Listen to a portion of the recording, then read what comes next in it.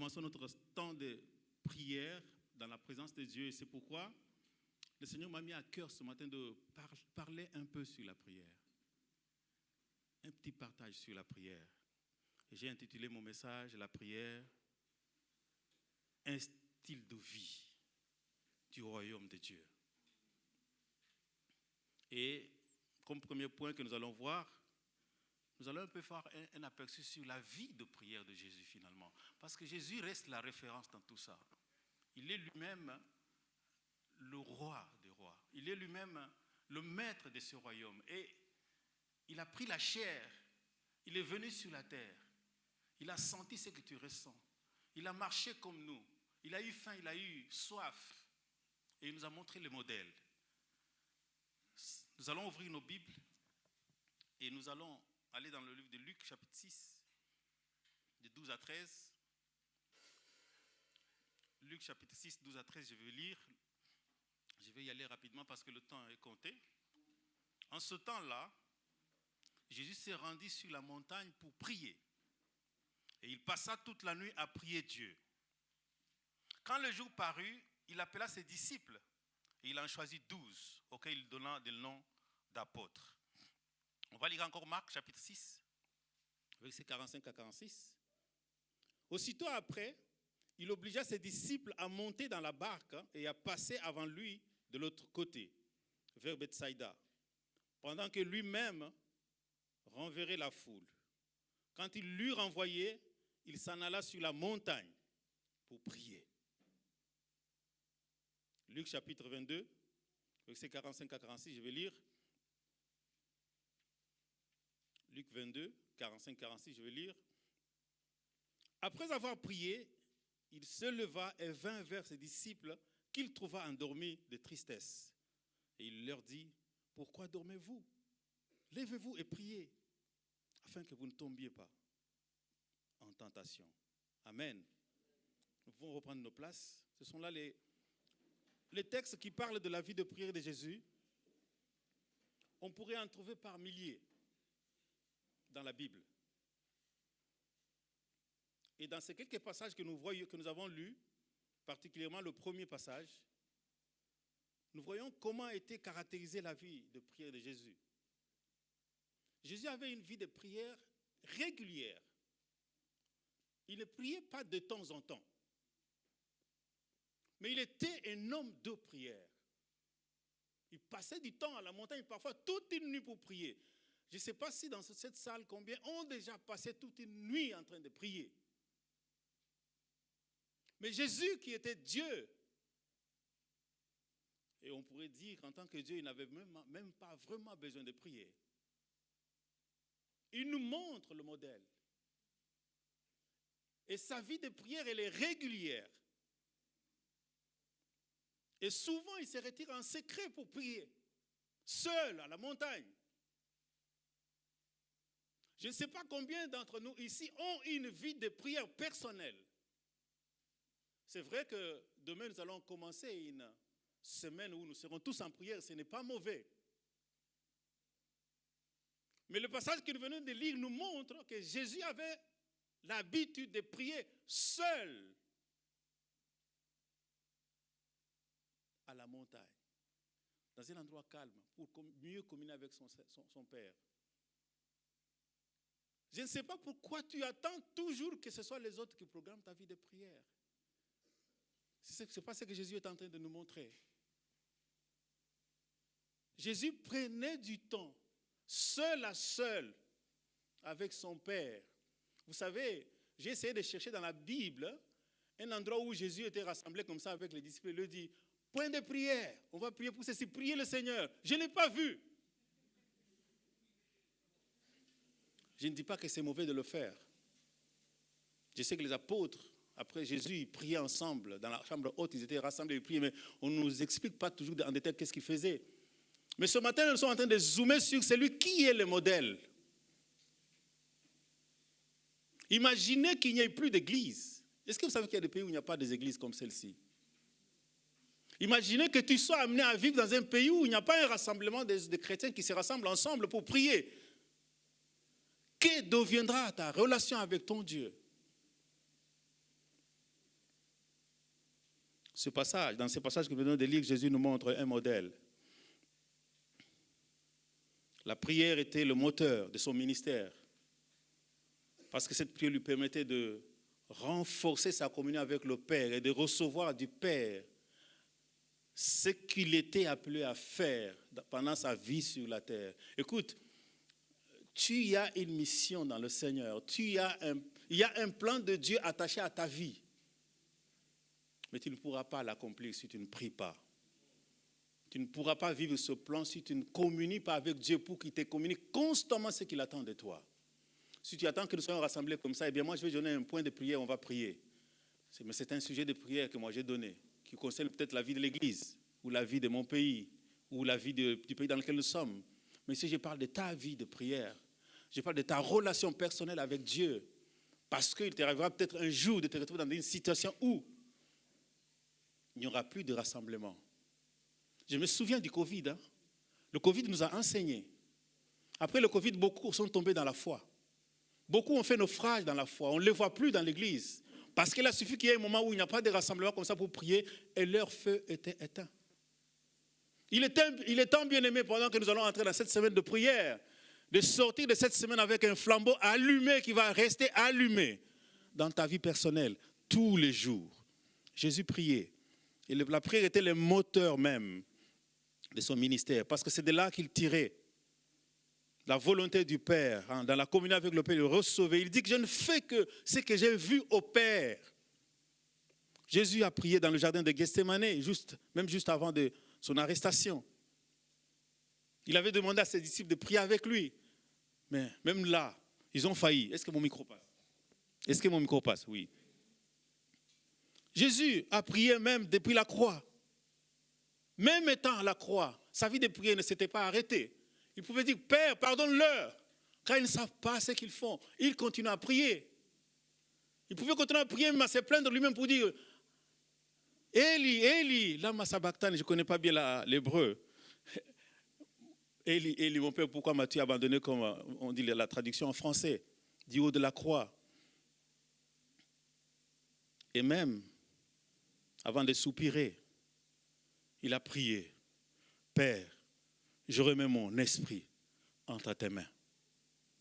Une vie constante et permanente de prière, de communion avec le Père, pour recevoir du Père la vision pour la vie, la vision pour sa mission sur terre. Nous sommes en mission sur terre. Jésus nous dit, même quand il priait pour nous, dans la prière sacerdotale, je les laisse dans le monde, mais ils ne sont pas de ce monde. Toi et moi, si nous avons cru en Jésus, sache que nous ne sommes pas de ce monde. Nous sommes dans le monde, mais nous ne sommes pas de ce monde. Nous sommes dans le monde en mission. Ensemble, en tant qu'Église, nous avons une mission. Mais chacun de nous, en tant que serviteur de Dieu, en tant qu'enfant de Dieu, il a une mission. Et cette mission, c'est dans ta communion personnelle avec Dieu. Dans ta vie de prière personnelle avec Dieu. Et d'ailleurs, même après sa mort, il a rendu l'âme en priant. Et nous savons qu'aujourd'hui encore il prie. Parce que la Bible nous dit, il est assis à la droite du Père. Et il fait quoi? Ce matin, j'aimerais exhorter quelqu'un à comprendre l'importance de la prière. Sans la prière, c'est impossible de vivre la vie chrétienne. Vivre la vie chrétienne, ce n'est pas faire ce qui me plaît. Ce n'est pas faire ce qui m'arrange. Vivre la vie chrétienne, c'est accomplir le plan pour lequel Dieu t'a créé et t'a affecté sur la terre. S'il n'y avait pas un plan de Dieu affecté à ta vie sur la terre, tu sais qu'il est déjà parti au ciel. Jésus a 33 ans, il est parti, parce qu'il avait fini. Tout est accompli. Moi, j'ai déjà 57, je suis encore là. Je n'ai pas encore fini. Alléluia. Je n'ai pas encore fini. Je dois continuer à prier pour recevoir le plan. Le deuxième point que nous allons aborder ici, nous allons un peu... En fait, la question logique qu'on peut se poser quand on voit la vie de prière de Jésus, c'est de savoir, mais pourquoi il priait? Il est Dieu. Est-ce que Dieu peut se prier lui-même? Et cette question, elle est importante. Et si par les Écritures, on arrive à percer le mystère qui est dans ce secret, on va comprendre même pourquoi nous devons prier. Nous allons retourner au plan originel de Dieu pour l'homme sur la terre. Et je vais retourner au plan originel. Nous allons retourner dans Genèse. Genèse chapitre 1er, versets 26 à 27, je vais lire. Puis Dieu dit, faisons l'homme à notre image, selon notre ressemblance, et qu'il domine sur les poissons de la mer, sur les oiseaux du ciel, sur le bétail, sur toute la terre, et sur tous les reptiles qui rampent sur la terre. Dieu créa l'homme à son image. Il les créa à l'image de Dieu. Il créa l'homme et la femme.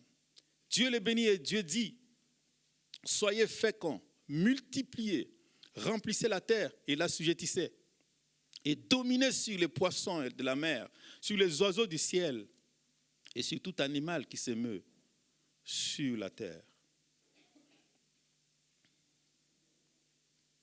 Ce texte ne nous est pas nouveau. Tout lecteur de la Bible connaît ce texte. Mais ce texte renferme le plan originel de Dieu pour l'homme. Lorsque Dieu a créé la terre, il a donné à l'homme le pouvoir de dominer, de régner et d'assujettir la terre.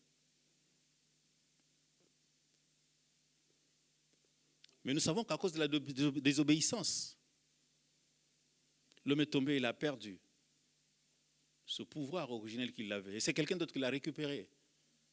Et qui commence même à se vanter parfois à dire à Jésus, tout ceci m'a été donné. Ça ne lui a pas été donné par Dieu. Hein.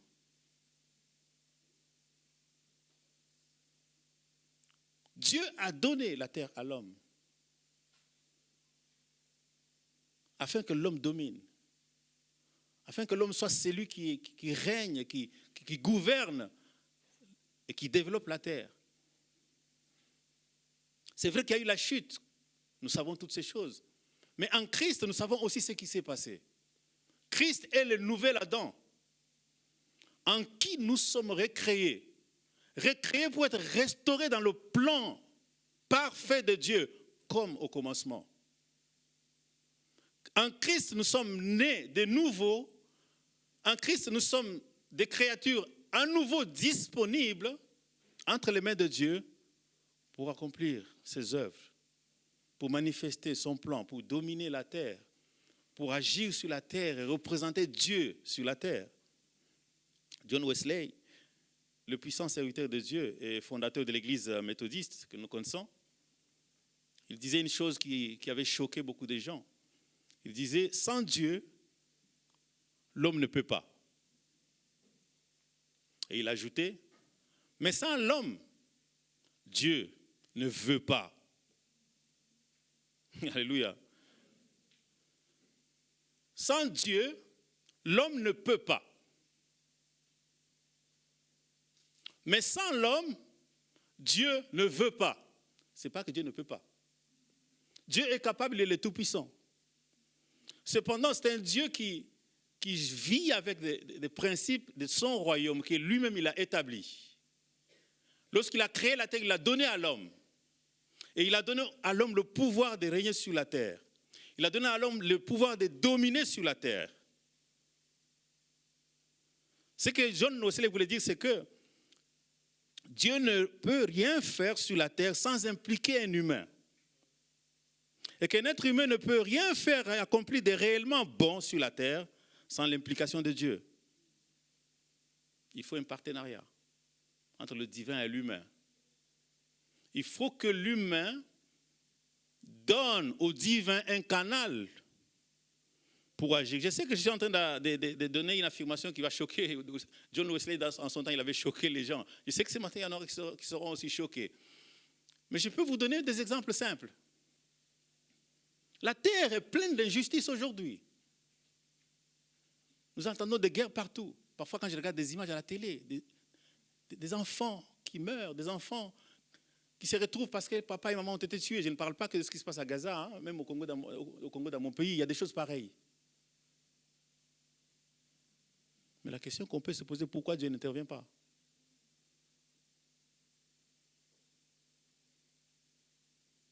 Pourquoi Dieu n'intervient pas pour mettre fin à ces chaos que nous voyons? Pensez-vous que Dieu est au ciel en train de se réjouir de voir des enfants orphelins parce que papa et maman ont été tués par la guerre, par la méchanceté des hommes? Pensez-vous que Dieu est content au ciel de voir que les hommes se donnent la liberté d'avorter, de tuer des fœtus, et lui, il est assis, il ne fait rien?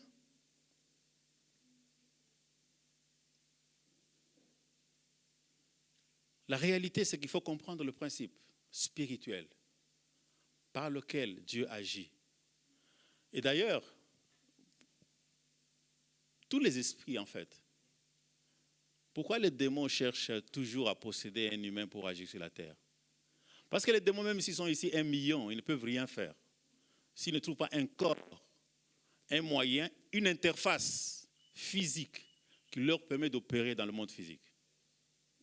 C'est un principe spirituel établi par Dieu lui-même. Les démons peuvent être ici 1 milliard, ils ne peuvent rien faire. S'ils ne trouvent pas un support physique dans lequel ils peuvent s'infiltrer pour pouvoir influencer les choses. Et Dieu lui-même, il tient à sa parole. Il tient à ses principes spirituels qu'il a établis. Dieu aimerait bien arrêter les guerres. Il faudra qu'il trouve des hommes qui ont la volonté de le faire avec lui. Dieu aimerait bien que tous les fléaux que nous voyons s'arrêtent. Mais il faudra bien qu'il trouve des hommes qui sont disponibles et disposés à s'impliquer dans le plan de Dieu pour qu'il y ait la paix, pour qu'il y ait la vie, pour qu'il y ait le bonheur sur la terre.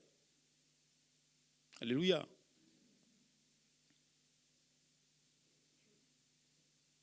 Bien-aimés, il est important de comprendre que ce qui se passe sur la terre dépend des hommes. Maintenant, si les hommes sont méchants, eh bien, il y aura la méchanceté sur la terre.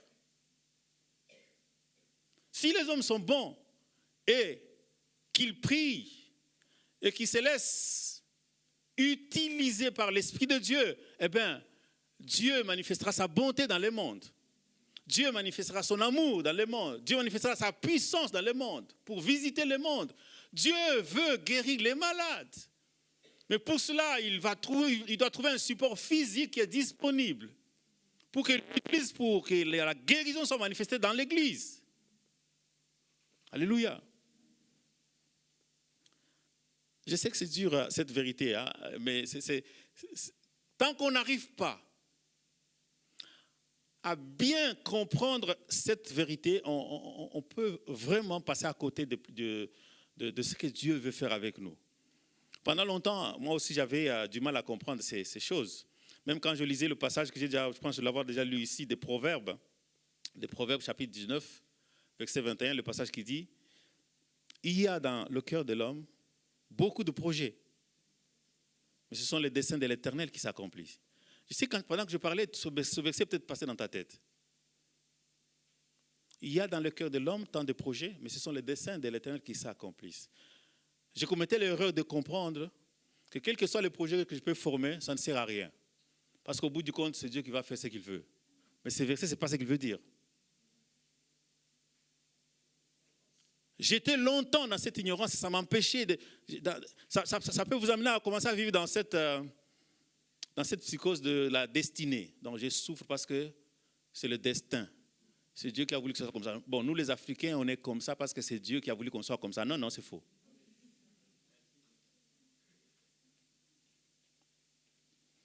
Mais c'est en lisant la Bible un jour, j'ai médité sur le passage de là où Caïn avait tué Abel. Hein. C'est là que l'Esprit m'avait éclairé. Dieu savait que Caïn a le projet de tuer Abel.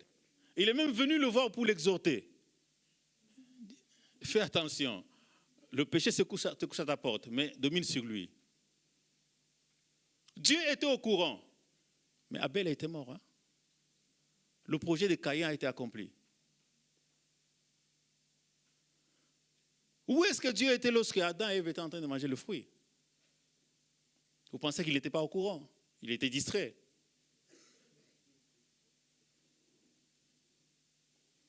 Adam et Ève ont accompli leur projet de manger le fruit. Par contre, les desseins de l'Éternel se sont accomplis. Et nous connaissons les desseins de l'Éternel, c'est qu'ils ont été chassés du jardin. C'est ce que ça veut dire. Le projet que tu fais, tu vas le faire. Mais les desseins de l'Éternel aussi vont s'accomplir. Parce que Dieu est un Dieu de toute justice. Il a établi des principes, il a établi des lois. Si tu t'alignes avec les lois, tu récoltes les fruits qui sont attachés à ces lois. Et si tu vois à l'envers, tu récoltes aussi le jugement qui est lié à ces lois. Caïn a formé un projet, il l'a accompli. Même si c'est un mauvais projet. Dieu était au courant. Ce sont des exemples simples, mais qui doivent nous amener à comprendre et à réfléchir. Que tout ce que nous aimerions faire, eh bien, ne pensez pas que Dieu va s'y opposer systématiquement. Dieu sera toujours là pour vous guider, pour vous orienter. Voilà, voici le bien, fais le bien afin que tu vives. Il y a le chemin du bien, il y a le chemin du mal. Dieu nous dira toujours, fais le bien afin que tu vives. Mais les desseins de Dieu s'accomplissent toujours parce que il est le Dieu de toute justice. Ces vérités, bien aimées, sont réellement choquantes. La vérité, c'est que Dieu est capable de tout. Mais, dans sa souveraineté, il a choisi de donner la terre à l'homme. Et il se soumet lui-même à sa propre parole. Quand il veut agir sur la terre, il cherche un homme. Lorsqu'il veut guérir les malades dans l'église, il cherche un homme. Lorsque Dieu veut faire cesser les guerres, il cherche des hommes. La prière nous permet d'être connectés avec lui, pour recevoir de lui ses desseins, pour recevoir de lui son plan, afin de pouvoir être réellement efficace, afin de pouvoir être réellement utile à la manifestation de son royaume sur la terre. C'est pourquoi, bien aimé, la consécration, lorsque nous nous consacrons à Dieu, lorsque nous nous engageons dans la prière, nous donnons à Dieu un boulevard pour pouvoir opérer et changer des situations dans le monde. Est-ce que tu sais que par la prière que nous allons commencer demain, toute la semaine, nous voulons ouvrir à Dieu un boulevard pour qu'au travers de nous, par la prière, Dieu puisse influencer plusieurs choses, plusieurs sphères dans le monde. C'est important qu'on prenne conscience de ça. Lorsqu'on ne prend pas conscience de ces choses, eh bien, c'est là qu'on se retrouve à limiter dans des prières du genre, Seigneur, donne-moi la nourriture. Seigneur, donne-moi le vêtement. Seigneur, hier, j'ai dormi affamé. Je ne dis pas que ce sont de mauvaises prières. Mais Jésus dit, lorsque vous priez, ce n'est pas ces choses-là qu'il faut demander. Cherchez premièrement le royaume et la justice de Dieu. C'est ça notre vision. Et le reste de ces choses vous seront données par surcroît. Nous sommes en train, ce mois-ci, de parler de servir Dieu. Servir Dieu, ce n'est pas être actif dans l'Église, d'abord. Servir Dieu, c'est d'abord être connecté à lui pour savoir quel est son plan. Qu'est-ce qu'il veut faire avec moi? Qu'est-ce qu'il veut faire avec nous? Qu'est-ce qu'il veut faire avec son Église?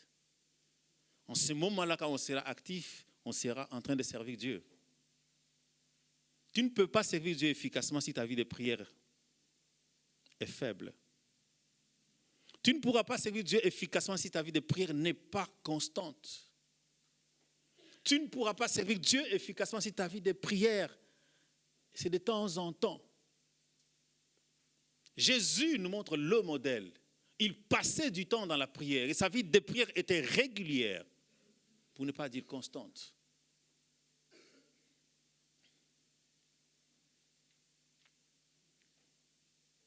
Bien-aimés, nous avons besoin d'une vie de prière, d'une communion personnelle avec Dieu, afin d'être constamment connecté à la source de la vision et ensuite d'être efficace dans le service, dans le ministère, dans tout ça à quoi Dieu nous appelle. Dans Matthieu chapitre 6, versets 31 à 34, c'est le passage même de la vision. Ne vous inquiétez donc point et ne dites pas que mangerons-nous, que boirons-nous, de quoi serons-nous vêtus, car toutes ces choses, ce sont les païens qui les cherchent. Votre Père céleste sait que vous en avez besoin. Cherchez premièrement le royaume et la justice de Dieu. Et toutes ces choses vous seront données par-dessus. Ne vous inquiétez donc pas du lendemain, car le lendemain aura soin de lui-même. À chaque jour suffit sa peine. Alléluia. Bien aimé, en lisant ce passage, moi ce que je constate, c'est que Jésus annule la liste de tes requêtes et de mes requêtes. Parce que souvent, lorsqu'on parle de la prière, je sais qu'on va venir avec une liste. Pour chercher des maris, pour chercher des femmes, pour chercher des diplômes, pour chercher du travail. Mais dans ce passage, Jésus est en train d'annuler cette liste. Afin que tu sois tourné vers ce qui est réellement important. Là où est ton cœur, là où est ton trésor, là aussi sera ton cœur. Bien-aimés, si ce qui est important pour nous, c'est les choses terrestres, les maris, la nourriture, les diplômes, et que nous passons notre temps à jeûner, à prier pour ces choses, nous empêchons à Dieu de faire sa volonté sur la terre. Parce que si toi, tu ne te disposes pas, Dieu ne pourra rien faire. Si toi, tu ne te disposes pas comme un canal pour permettre à Dieu d'influencer les sphères spirituelles dans le monde, Dieu ne pourra pas. Il est capable, hein? Je ne dis pas qu'il n'est pas capable. Mais dans sa souveraineté, selon l'ordre originaire de la création, il a donné la terre à l'homme, afin que l'homme soit le responsable pour dominer, pour gérer et gouverner la terre. Et quand la Bible parle du royaume, elle fait référence aux lois et aux préceptes et aux principes qui régissent son fonctionnement. Il y a des préceptes, il y a des lois qui régissent le fonctionnement du royaume céleste. Et Jésus pouvait dire aussi, je vous le dis en vérité, dans Matthieu chapitre 18, verset 18, ce que vous lierez sur la terre sera lié au ciel. Et ce que vous délierez sur la terre sera délié au ciel. Je ne sais pas si vous comprenez la portée du pouvoir que Dieu nous donne. Ce que vous lierez sur la terre, dans la prière, eh bien le ciel dit Amen. Quand c'est aligné avec son plan. Nous devons bien aimer corriger le concept de la prière. Souvent la prière, lorsqu'on parle de la prière, on pense tout de suite à un acte religieux. Se mettre à genoux, lever les mains.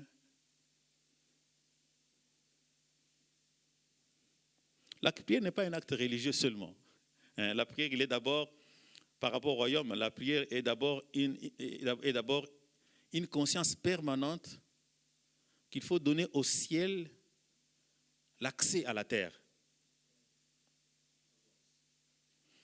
Tu dois en permanence être conscient que le ciel, avec tout l'amour qu'il a, Dieu avec son amour, avec sa puissance, il a envie d'opérer sur la terre pour sauver, pour guérir, pour délivrer, pour restaurer.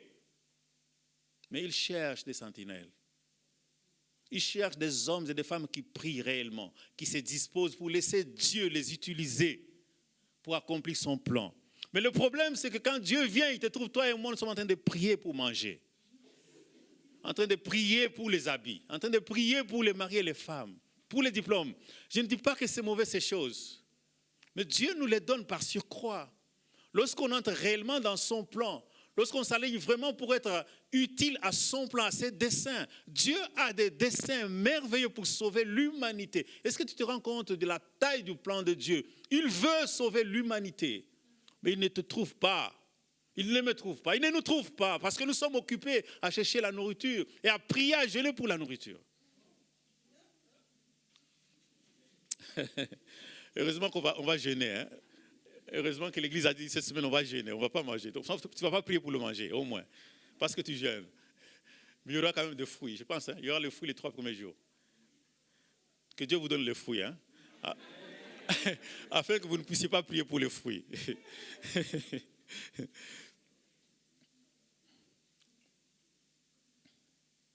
Jésus a vécu 33 ans sur la terre et il avait compris le principe. Il savait qu'il n'avait pas beaucoup de temps. Et pendant les 3 ans de ministère, il était disposé à 100% afin que toute sa vie serve à l'accomplissement des desseins du Père. Voilà pourquoi il passait tout son temps dans la prière. À 33 ans, il a tout accompli. On n'a pas toujours besoin de 80 ans pour accomplir la volonté de Dieu. Si Dieu veut que tu vives 80 ans aussi, tu vivras. Je ne dis pas qu'il faut vivre moins de 80 ans.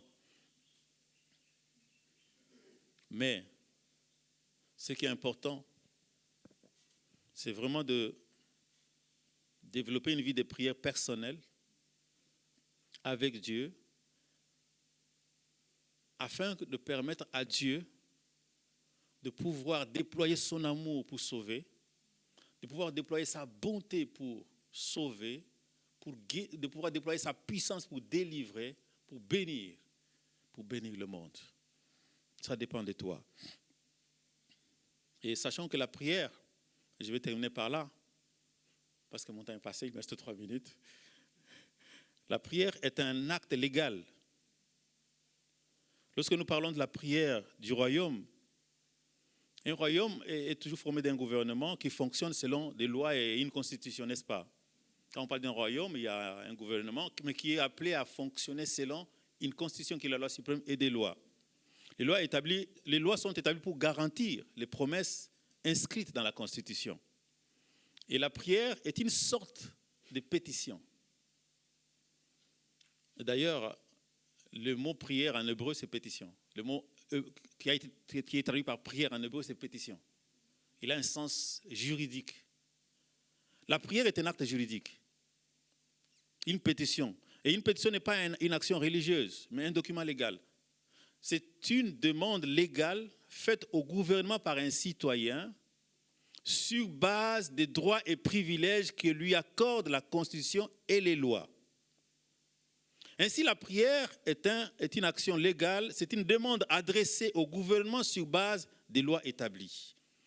Lorsque la Bible dit prier, ça veut dire demandez-moi ce que je vous ai légalement promis.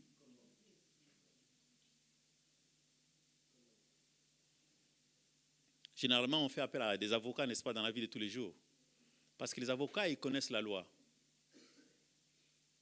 Ils connaissent nos droits, ils connaissent tes droits. Et celui qui va aller chercher tes droits et qui va aller, sur base de ses droits, te défendre devant les juges. Jésus-Christ est l'avocat par excellence. Et toi-même, en tant que Christ, chrétien, petit Christ sur la terre, nous sommes appelés à agir de la même manière, sur base des promesses de Dieu, sur base de ce qui est écrit dans la loi de Dieu, dans la parole de Dieu, sur base de ce que nous avons reçu dans notre communion avec Dieu. Notre prière doit être fondée sur les promesses de Dieu, sur la parole de Dieu, la Bible. Quelle est ta relation avec la Bible? Vous demandez, vous ne recevez pas, parce que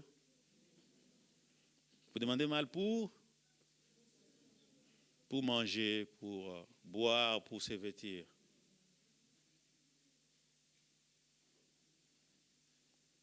Prier, c'est plaider votre cause devant Dieu. Et pour plaider, il faut rassembler toutes les informations pour prouver que le droit que vous réclamez vous appartient légalement.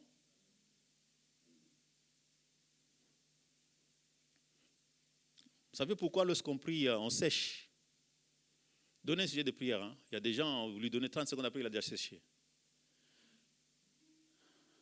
Comment veux-tu que ta prière soit exaucée si tu ne l'as pas fondée sur les lois qui te donnent le droit légal de posséder ce que Dieu a promis? Prier, ce n'est pas imposer à Dieu ma volonté. Prier, ce n'est pas imposer à Dieu de me donner ce que moi j'ai envie qu'il me donne. Prier, c'est une démarche pour entrer dans la connaissance de la volonté de Dieu et réclamer cela dans la prière en lui parlant. Bien-aimé, j'aimerais que mon temps est fini, que c'est cette semaine qui va commencer, nous puissions entrer dans la prière selon la volonté de Dieu. Que nous puissions entrer dans la prière, dans l'esprit de pouvoir nous disposer comme des instruments, comme un canal par lequel Dieu va passer pour bénir le monde. Écoute, tu es le canal par lequel Dieu va passer pour bénir ta famille. N'a-t-il pas dit, si tu crois, tu seras sauvé, toi et ta famille. Ça, c'est une loi écrite. Et tu as le droit de prier en fonction de cette loi pour que ta famille soit sauvée. Tu es l'instrument que Dieu a choisi pour que, ici à Marrakech, dans l'église, les malades soient guéris. Que les sourds entendent. Ces choses, on les lit maintenant dans la Bible, c'est devenu comme une histoire. Mais Dieu veut que nous puissions les vivre au quotidien dans sa présence. Mais les chrétiens ont perdu la boussole parce qu'ils sont toujours en train de chercher la nourriture, la boisson, en train de se conformer aux choses de ce monde. Mais Dieu veut que nous puissions revenir à la source, à ses promesses, et à fonder notre prière sur ses promesses afin que nous puissions réellement vivre l'accomplissement. Vous savez, lorsque nous faisons de mauvaises prières, nous n'avons pas l'exaucement. À long terme, c'est désastreux. Ça peut te décourager dans la foi. Tu peux commencer à te poser la question, est-ce que Dieu existe? Est-ce que Dieu écoute la prière? Dieu écoute la prière. Et Dieu exauce la prière. Que Dieu vous bénisse.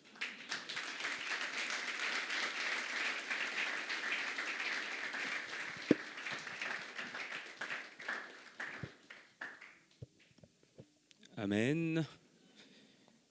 Papa Collins, que Dieu te bénisse abondamment. On a besoin de prier. C'est notre quotidien, la prière, et c'est pas un programme particulier, c'est normal de prier, n'est-ce pas? Ben oui, c'est intéressant et c'est flippant quand on voit le temps qui nous reste en face. Courage à ceux qui interviennent ici en tout cas. Merci à l'équipe, vous êtes aux aguets comme ça. Voyez-vous, dans le même chapitre que Papa Collins a lu aujourd'hui, Luc 22, justement, Jésus va instituer la scène. Il va dire, j'ai vivement souhaité vivre ce moment avec vous. Et il dit, c'est la dernière fois que je le vivrai avec vous. Et dans ce moment, il y a tellement, j'ai envie de dire, de floraison de prières. Et l'une des prières que j'aime beaucoup, c'est à un moment où il dit, Seigneur, si tu le veux. Continuez. Quoi? Si tu voulais éloigner de moi, c'est toutefois. Et non, la mienne. À vous.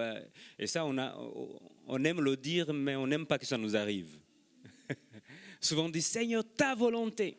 Mais quand sa volonté arrive, mon Dieu, combien on se plaint.